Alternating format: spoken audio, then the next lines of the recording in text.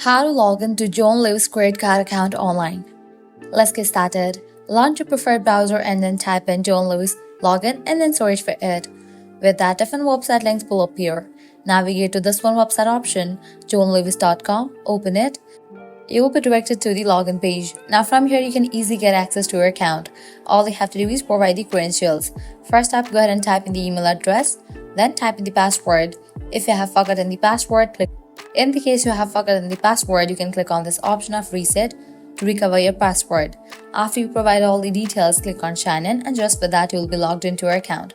If you don't want to use password to log in, you can click on the option of sign in without a password and go through it. Once logged in, you can head over to the credit card section and get access to it.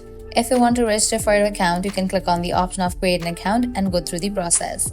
Well, this way you can easily log into John Lewis credit card account online. If this video was helpful, don't forget to like, share and subscribe to our channel. Thanks for watching.